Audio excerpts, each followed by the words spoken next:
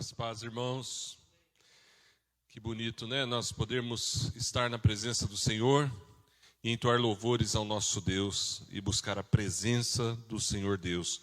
E assim, irmãos, continuemos na presença de Deus, abrindo as nossas Bíblias no Salmo 139. Salmo 139. Vamos ler juntos o 23 e o 24? Sonda-me, ó Deus, e conhece o meu coração. Prova-me e conhece os meus pensamentos. Vê se há em mim algum caminho mau e guia-me pelo caminho eterno. Amém. Meus amados, é admirável o modo como Deus nos vê. É tremendo o modo como Ele se revela a nós. O Deus Todo-Poderoso, onisciente, onipresente, onipotente, Criador de todas as coisas. Não existe outro Deus além do Senhor. Só o Senhor é Deus. E Ele sabe todas as coisas a nosso respeito. Ele conhece o nosso coração, nosso íntimo, nossa vida, nossa família de uma forma perfeita. Ele nos conhece mais do que nós mesmos nos conhecemos. E Ele nos ama. Sua graça, seu amor são infindáveis, são eternos. Ele se revelou a nós por sua infinita bondade. E por isso nós temos o privilégio de cultuar esse Deus, de adorar esse Deus, de declarar que só Ele é santo e de termos o privilégio de desfrutar da sua doce presença, como temos sentido aqui, temos vivenciado na nossa caminhada. Meus irmãos, o Senhor tem prazer na misericórdia. A palavra de Deus nos diz que todos aqueles que nele creem devem-lhe submissão, honra e louvor. E essa é a perspectiva que nós, servos de Deus, temos que nos colocar diante de Deus. Somos servos de Deus de fato. Irmãos, acontece que na nossa jornada, na nossa vida, tudo é moldado pelo conhecimento. Qual é o conhecimento que a gente tem das coisas? Se, por exemplo, você estiver andando com um carro na rua e o pneu furar, e você não tiver o conhecimento de como trocar um simples pneu de carro, você não vai saber o que fazer. E eu não estou brincando com as irmãs, não. Homem também. Tem homem que muitas vezes se perde em coisas simples e básicas, não é mesmo? Mas as irmãs muitas vezes dão uma lição em muitos homens, quando elas resolvem questões e problemas de uma forma rápida, de uma forma sábia, porque elas têm conhecimento daquilo que elas estão fazendo. Tudo é moldado pelo conhecimento na vida da gente. Por isso, irmãos, que coisa sábia é buscar o conhecimento de Deus, acima de todo tipo de conhecimento. A palavra do Senhor diz lá em Jeremias 9, não se glorie o sábio na sua sabedoria, nem se glorie o forte na sua força, não se glorie o rico nas suas riquezas, mas o que se gloriar, glorie-se nisto, em me conhecer e saber que eu sou o Senhor. Aí está, irmãos, a glória mais excelente. Aí está o prazer mais excelente. Aí está o tesouro mais precioso, conhecer a Deus. Então, meus irmãos, conhecer a Deus é algo tremendo, é algo almejável, desejável. É um dever buscar o conhecimento de Deus. E como eu disse, irmãos, tudo é moldado pelo conhecimento, até a nossa vida cristã, até a nossa vida espiritual. Que tipo de conhecimento é o que temos de Deus? Conhecer a Deus, irmãos, esse excelente, soberano, exclusivo conhecimento espiritual dado somente para aqueles que Ele escolheu salvar nesse mundo de pecado, é o maior privilégio, irmãos. É a maior honra que você pode ter na sua existência. É o maior tesouro que você pode receber na sua vida. É a maior necessidade que a gente tem nessa caminhada. Conhecer a Deus é uma necessidade. Por isso, irmãos, os salvos são privilegiados por Deus pela soberana vocação. Porque através dessa soberana vocação de Deus, Ele nos concede o conhecimento dEle. O que estamos fazendo aqui, irmãos? Prestando culto a Deus, não é mesmo? Mas você sabia que o culto não é nosso? O culto é dEle. Dele e para Ele. Ou seja, Ele chama um povo para si e concede a esse povo o conhecimento dEle. E através desse conhecimento vem o desejo de cultuá-lo. porque o culto é dele e pertence a ele. Então é maravilhoso, irmãos, o conhecimento de Deus e o modo como ele transforma a nossa vida. Porque através da caminhada com Cristo e do crescimento no conhecimento de Deus, a nossa visão do mundo muda. Aquilo que nós chamamos de cosmovisão. A visão que a gente tem das coisas. Como as coisas são, por que as coisas são como são, o que está acontecendo, como vai ser o futuro. Tudo isso é moldado, irmãos, através do conhecimento de Deus, que obviamente é revelado em sua palavra. Então, meus irmãos, as Sagradas Escrituras servem para nos ensinar o caminho do conhecimento de Deus. Deus usa a sua santa palavra para nos mostrar o caminho pelo qual nós devemos andar. E nesse caminho da busca e da vivência do conhecimento de Deus, os atributos divinos são revelados a nós. Quem Ele é. Em síntese, irmãos, nós somos chamados para sermos o povo de Deus, para sabermos quem é Deus. O ímpio não sabe quem é Deus. O ímpio pensa até que sabe, ou que conhece, ou que tem algum conceito acerca de Deus. Mas se você pensar e observar nas nações o que a divindade representa para eles, irmãos, um pedaço de madeira pode ser um Deus. Um pedaço de pedra pode ser um Deus. Para aquele que não conhece o Deus verdadeiro, qualquer coisa é um Deus. Alguns missionários chegaram numa ilha distante e observarem o Deus que aquele povo cultuava, eles notaram que a figura esculpida na rocha parecia-se com uma aeronave. E acharam aquilo esquisito. E observaram também que haviam coisas feitas de madeira e galhos que lembravam um avião. Eles pensaram, mas que coisa esquisita. E começaram a conversar com aqueles povos e perguntando para eles o que era aquilo. Eles falaram, é o nosso Deus. E ele passa aqui todo dia para nos ver. Era a rota de um avião. Passava por ali. E eles observavam aquele avião passando todos os dias e falavam, Deus veio nos ver. Deus veio nos visitar. Então eles começaram a cultuar algo que eles criaram com suas mãos, imaginando que aquilo fosse um Deus. Então você vai perceber, irmãos, observando os povos e as nações, que conhecer a Deus é uma necessidade da alma humana. Mas onde não há o conhecimento verdadeiro de Deus, essa alma humana vai buscar qualquer coisa que possa servir-lhe como uma representação de Deus. E é nesse ponto exatamente que surgem as falsas doutrinas, as falsas religiões, as seitas e as heresias. Para nós, irmãos, conhecer a Deus, nós que temos a Bíblia nas mãos, nós que temos a convicção da vinda de Jesus, nós que temos a certeza da vida eterna em Cristo Jesus e da obra redentora na cruz, é uma obrigação conhecer mais acerca de Deus e daquilo que Ele nos fala, como diz Oséias 6,3, conheçamos e prossigamos em conhecer o nosso Deus. Hoje em dia, irmãos, infelizmente, há muitas igrejas que não privilegiam o conhecimento de Deus conforme a Bíblia nos revela e se enveredam por caminhos que são verdadeiras heresias dentro das suas próprias igrejas. E nós não estamos aqui para julgar as pessoas ou falar mal de alguém ou de alguma igreja, mas basta você passar tudo pelo crivo da palavra e você vai observar que muita gente cultua um Deus que não é o Deus da Bíblia, mesmo estando dentro de algumas igrejas. Por quê? Por causa do conhecimento que eles têm acerca de Deus. Então eu pergunto para você, qual é o conhecimento que você tem acerca de Deus? É o conhecimento bíblico mesmo? Amém? Amém, está meio assim, hein? Amém, irmãos? Amém. Vamos falar Oséias 6,3? Conheçamos. Vamos juntos? Conheçamos e prossigamos em conhecer ao Senhor. Irmãos, conhecer a Deus é algo gradativo dentro da nossa cabeça, da nossa alma, do nosso coração.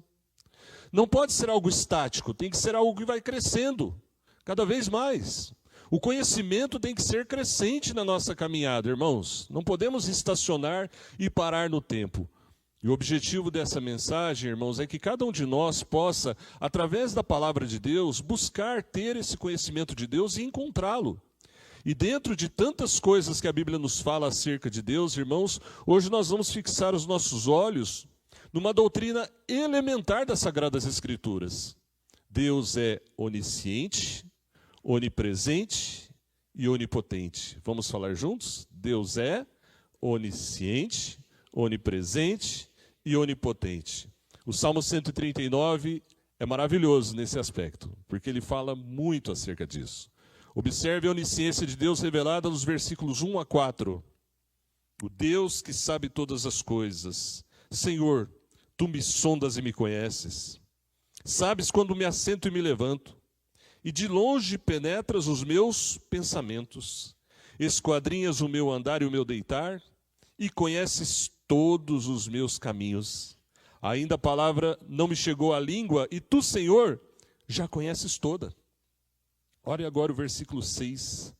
Tal conhecimento é maravilhoso demais para mim, é sobremodo elevado, não o posso atingir. Observe aí a palavra conhecimento. Ele está falando, Senhor, tu és tão grande, tu és tão elevado, que eu não posso atingir o Senhor, porque o seu conhecimento é maravilhoso demais para mim. Irmãos, a realidade da onisciência de Deus nos é apresentada aqui nesse salmo usando o verbo sondar. Sondar significa, irmãos, conhecer, explorar, analisar, perscrutar, averiguar o que se passa no íntimo. Deus nos sonda, irmãos, e nos conhece muito bem. Eu disse no início e repito, Ele nos conhece mais do que a gente se conhece. Ele conhece nossos traumas, nossas dores, nossas memórias amargas, nossas lembranças alegres e ruins. E muitas vezes, irmãos, em momentos de louvor e adoração, ou em momentos de oração na presença do Pai, na sua comunhão com o Senhor, buscando a Ele, você vai sentir o toque de Deus trabalhando em áreas da sua vida que você nem se dava conta que estavam ali, e Ele vai entrar no seu coração e tratar aquelas áreas e curar você, porque Ele te conhece, Ele me conhece, e Ele sabe muito bem daquilo que nós precisamos.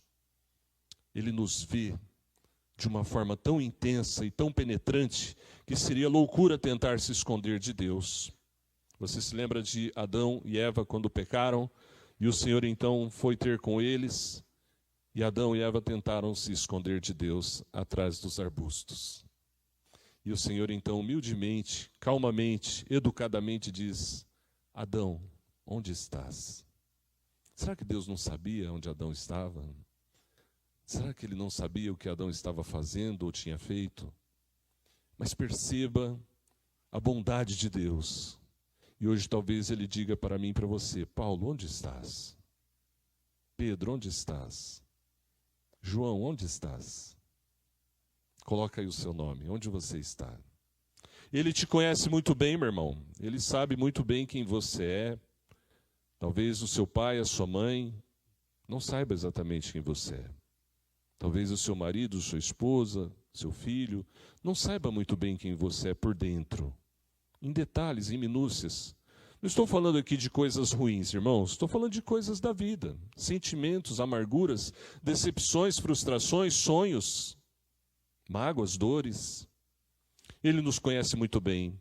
Irmão, não tente se esconder de Deus. Ele conhece nossas virtudes e nossas fraquezas. Não se surpreenda, irmão, se você em algum momento se sentir enfraquecido na sua fé, na sua caminhada. Deus já sabia que você ia passar por isso. Apenas busque a Deus e fala: Senhor, tem misericórdia de mim, me ajuda, me fortalece. Não se surpreenda se você tiver um pensamento mau ou se uma mágoa aparecer. Apenas fale: Senhor, tira isso de dentro de mim, porque eu sei que o Senhor me conhece. Nós devemos honrá-lo, irmãos, em todas as nossas atitudes, porque Ele nos conhece. Veja o verso 2, Ele sabe até quando a gente se assenta, quando a gente se levanta. Ele sabe do nosso cotidiano, da nossa caminhada, do nosso dia a dia. Deus sabe perfeitamente onde vivemos. E até as nossas palavras, antes de serem proferidas, Ele já sabe, diz a palavra de Deus. Então, irmãos, o princípio elementar da onisciência de Deus nos leva a buscar ter um relacionamento espiritual com aquele Deus que sabe tudo. Não pode haver insegurança, não pode haver restrições. Você tem que falar tudo com Ele, porque Ele sabe tudo. Não falar com Deus alguma coisa da nossa vida íntima, particular, pessoal, na nossa oração, seria como tentar se esconder de Deus, ou como desprezar a onisciência de Deus. Então, meus irmãos, nós somos rodeados pelo cuidado de Deus, pela proteção de Deus, através da sua onisciência. Jesus disse, irmãos, que Ele sabe das nossas necessidades, antes mesmo que a gente venha a pedir para Ele alguma coisa. Irmãos, muitas vezes eu vejo pessoas vivendo uma vida cristã que fala até essas coisas, essas verdades, mas não vivencia na prática. É muito fácil a gente passar a viver um tipo de filosofia teológica. Cuidado, irmão. Cuidado. A vida cristã tem que ser vivida dessa forma, na presença de um Deus que sabe todas as coisas. Não se deixe enganar pelas filosofias, pelas mentiras que podem haver no mundo. O Deus que nós servimos é o Deus que sabe todas as coisas. Diz Colossenses 2,8, cuidado, que ninguém vos venha enredar com sua filosofia e vãs sutilezas, conforme as tradições dos homens, conforme os rudimentos do mundo, e não segundo Cristo, porquanto nele habita corporalmente toda a plenitude da divindade. Então, meu irmão, paute a sua vida, a sua caminhada, crendo nesse Deus que sabe todas as coisas. E o nível da nossa fé, amados, pautará as nossas decisões diante dessa realidade. Mas, irmãos, o salmista continua falando. Do versículo 7 até o versículo 12, ele fala da onipresença de Deus. Veja na palavra: para onde me ausentarei do teu espírito? Para onde fugirei da tua face? Se subo aos céus, lá estás. Se faço a minha cama no mais profundo abismo, lá estás também. Se tomo as asas da alvorada e me detenho nos confins dos mares, ainda lá me haverá de guiar a tua mão e a tua destra me susterá. Se eu digo, as trevas com efeito me encobrirão, e a luz ao redor de mim se fará noite, até as próprias trevas não te serão escuras. As trevas e a luz são a mesma coisa. Aqui nós somos confrontados com a onipresença de Deus. Deus está presente em todos os lugares ao mesmo tempo. Isso é maravilhoso, irmãos. Onde quer que eu vá, onde quer que você vá, Deus estará lá com a gente. Ele não é alguém que tem que se locomover de um lado para o outro, porque Ele está presente em todos os lugares ao mesmo tempo. Essa é a onipresença de Deus. Onde quer que nós formos, tem irmãos aqui que viajam bastante, né? O irmão está sempre viajando. E alguns de nós, vira e mexe, né? Vai passear, né? Cadê o irmão? Ceará, né, irmão? Foi lá para o Ceará, passeou lá, né? Esses dias o pessoal lá viajou de avião, mandando foto, né? E aí fica aquela coisa, nossa, aqui em cima. Deus está lá, Deus está também nos mares, Deus está nos montes, Deus está na casa da gente, Deus está na nossa sala, Deus está no nosso quarto escuro. Deus está no nosso quarto escuro da alma, irmãos. Se Deus está presente em todos os lugares geográficos, irmãos, Ele também está presente em todos os lugares do nosso ser. No nosso corpo, na nossa vida emocional, na nossa vida espiritual. Às vezes a gente passa algumas fases, irmãos, que testam a nossa jornada. É como se a gente estivesse num alto monte, está tudo bem, tudo maravilhoso, tudo legal, mas depois a gente se sente no mais profundo abismo. Tristes, sozinhos, às vezes rodeados de pessoas, mas sozinhos aqui dentro, sentindo uma tristeza, uma dor no coração, alguma coisa que aconteceu ou que não aconteceu. Irmão, Deus estará ali conosco também para nos consolar, para nos guiar e nos tirar do vale sombrio, do vale da aflição, do vale da dor. Crer na onipresença de Deus, irmãos, é fundamental na nossa comunhão com Deus, irmão. É sair da igreja cultuando a Deus lá fora, sabe? É viver lá fora como se a gente estivesse aqui no meio desse culto, honrando a Deus, glorificando a Deus. E isso exige um certo esforço de nós, irmãos, porque quando nós estamos aqui na casa de Deus, o Salmo 133 mesmo fala que ali ordena o Senhor a sua bênção. É mais fácil servir a Deus no culto, não é? É tão tranquilo ser gentil, camarada, elegante, educado no culto, na casa de Deus, porque nós estamos rodeados de pessoas maravilhosas, Mas quando a gente sai daqui, sai da presença dos irmãos, sai da casa de Deus e vamos para o nosso dia a dia, é hora da luta, é hora da guerra, é hora da batalha espiritual, é hora de confiarmos na onipresença de Deus também. Ele estará lá para nos ajudar, para nos fortalecer, para nos tirar das armadilhas do inimigo, para nos fazer vencer o mal, para nos dar coragem na hora do enfrentamento das batalhas mais rudes que a gente vai ter que atravessar. Lidar com o medo, irmãos, faz parte da vida. Todos nós temos que vencer o medo. Em diversas áreas vai aparecer isso aí. O medo está dentro de nós. Ele é um dos sinais, uma das faces da natureza decaída. Mas tem um lado do medo, irmãos, que não é covardia e nem coisa ruim, é prudência. E esse irmão talvez estivesse com essa prudência, com esse sentimento de insegurança. Mas fica então no limiar entre a prudência e a insegurança.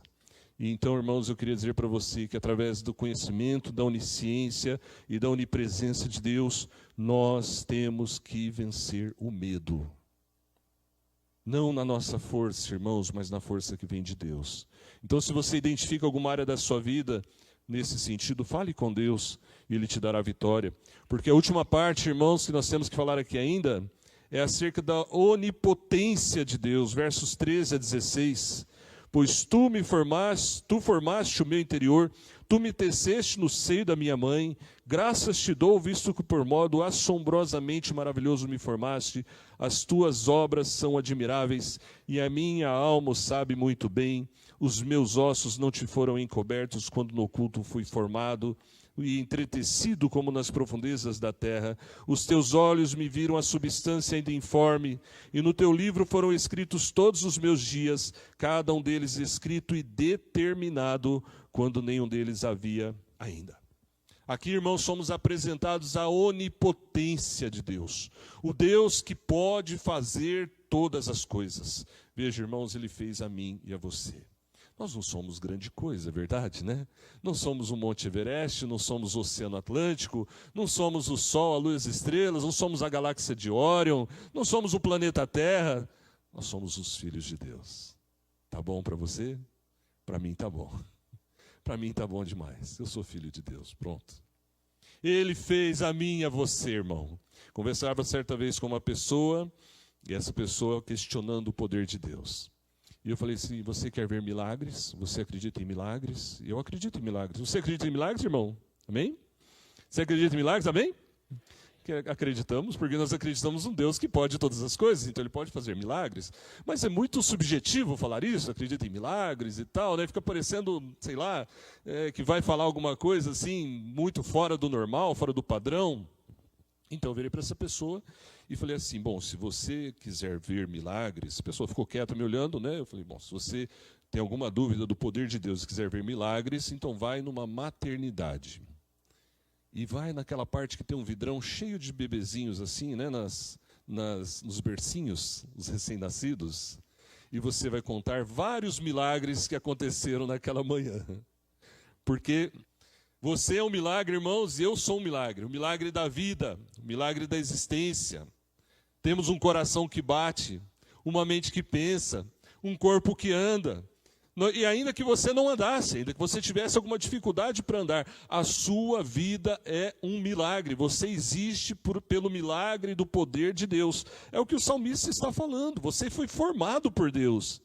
Você foi moldado por Deus. Então, meus irmãos, se nós cremos nesse Deus criador de todas as coisas, se nós cremos nesse Deus que é o mantenedor da natureza e das leis naturais, o Deus que controla o nascer do sol, o Deus que controla a fotossíntese, o Deus que controla a nossa vida, como que eu posso duvidar do poder dele para fazer alguma coisa?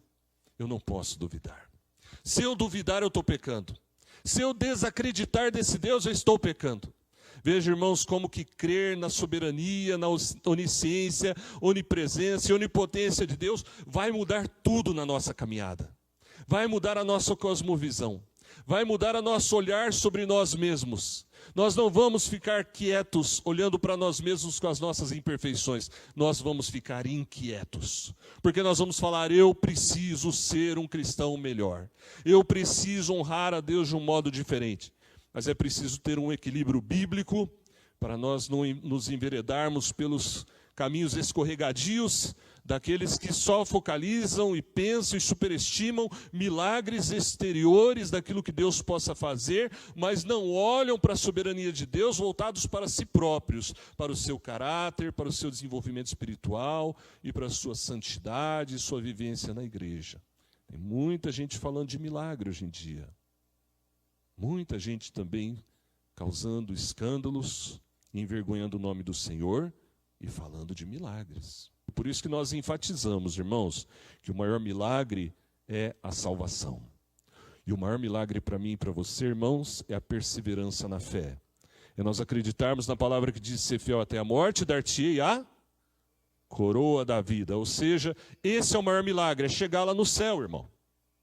E quer um segundo milagre aí para você buscar com fé? Leva a tua família junto.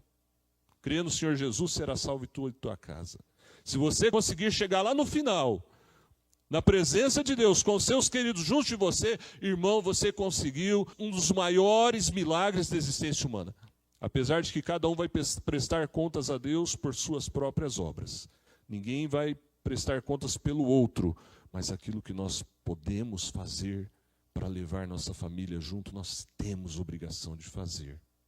Esse é o dever de todo crente. E aquilo que você puder fazer para servir a Deus na igreja e ficar firme na obra do Senhor, é outro grande milagre, essencial na caminhada. O profeta Isaías, em Isaías 64:1, diz: ó, se fendesse os céus e descesse e os montes se escoassem diante da tua face. Nós queremos ver milagres.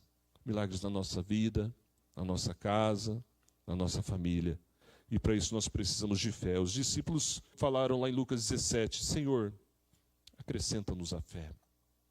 Muitas vezes, irmãos, a nossa fé é confrontada diante da grandeza de Deus. Mas, irmãos, eu queria encerrar pensando com vocês algumas coisas bem práticas acerca dessa mensagem. Se nós cremos que Deus é onisciente, irmãos, não vamos esconder mais nada dele, amém? Não precisa falar aqui na igreja. Não precisa pegar o microfone e fazer uma oração em voz audível, contando seus detalhes, suas minúcias, seus problemas. Não é isso que eu estou falando, não. Eu estou falando de Mateus 6,6. Entra no teu quarto, fecha a porta e orarás ao teu pai que está em secreto, e teu pai que te vê em secreto te recompensará. Nosso Deus é bondoso, irmão. Não precisa se expor perante homens, se exponha perante Deus. Não se esconda de Deus. Não queira ser um cínico, um hipócrita, desenvolver dupla ou tripla ou mais personalidades. Não, seja quem você é na presença de Deus em todos os lugares. Eu sei que é difícil às vezes, irmão. Eu sei, eu sou humano também. Todos nós aqui lidamos com isso. Mas é algo que você vai aprendendo através do seu desenvolvimento, do conhecimento de Deus. Deus sabe tudo. Para que eu vou esconder das pessoas que eu sou crente? Será que eu estou com vergonhinha de Deus? Aquele que se envergonhar de mim, eu me envergonharei dele diante do meu Pai. Cuidado, irmão. Seja quem você é lá fora. Deus é onisciente, Ele sabe tudo. Em qualquer ambiente onde você for, seja com quem você estiver, não se esconda de Deus e não esconda Deus da sua vida. Não esconda essa face cristã que você tem. É essa que você tem que expor. É essa que você tem que mostrar. É essa pessoa que você tem que ser lá fora. É lógico que guardadas as devidas proporções, né? O Diego não vai chegar lá para vender os equipamentos tocando uma guitarra, por exemplo, né? Não vai chegar lá tocando guitarra e falando, né? Eu venho aqui te vender, né? Se pagar mais, né? É lógico que na igreja é de um jeito, irmãos. A gente está lá fora, é outra realidade. Mas eu estou falando da essência, entende? Crer na onisciência de Deus é viver essa essência lá fora também. Crer na onipresença de Deus, irmãos, porque eu creio na onipresença de Deus, eu vou procurar não me esconder dele e nem fugir dele, porque ele é onipresente. Para onde fugirei da tua face? Eu terei uma vida social normal, é claro, eu vou conviver com pessoas não cristãs, sim, é óbvio, eu preciso trabalhar, preciso estudar, tenho parentes e amigos, não vou me afastar deles como um ermitão que vai lá para o meio do mato e falar, não vou ficar perto das pessoas porque o mundo está cheio de pecado. Não, eu tenho que conviver com as pessoas não crentes, mas eu não preciso me envolver com essas pessoas ao ponto de pecar contra Deus, entende? Porque a palavra de Deus diz: bem-aventurado o que não anda no conselho dos ímpios, não se detém no caminho dos pecadores e nem se assenta na roda dos escarnecedores. Tudo tem limite, né? Então, Deus é onipresente, Deus sabe que eu estou no meio daquelas pessoas por trabalho, para buscar o pão de cada dia, para evangelizá-los. Jesus fez isso também, irmãos, ele esteve com pecadores, mas Jesus não se tornou um pecador. Então, meus irmãos, crer na onipresença de Deus é viver uma vida cristã também lá fora. Crer na onipresença de Deus, irmãos, é não morrer de medo de ser na rua. Crer na onipresença de Deus, irmãos, é saber que onde eu vou, Ele está. E onde eu ponho a planta do meu pé, eu devo honrar a Deus e glorificá-lo ali. Tem uma história nessa parte aqui, antes de encerrarmos, que uma menininha adolescente chamou a avó dela para ir numa festa lá e ia ter uma baladinha no final. E então a avó falou assim: bom, a gente vai e a gente fica até cantar parabéns, tá bom? Depois cantar parabéns, a gente chama um Uber ou chama o seu pai e vai embora. Aí a menina fez aquela carinha de paisagem, ficou tristinha e começou a perguntar por quê, e a avó disse: olha, é o seguinte, lá a gente vai poder orar? Não. Lá a gente vai poder cantar um hino? Não. Lá a gente vai poder ler a Bíblia? Não. Então a gente só fica até enquanto a gente puder ficar. Depois daquela parte a gente vai embora, porque já não é mais nosso ambiente.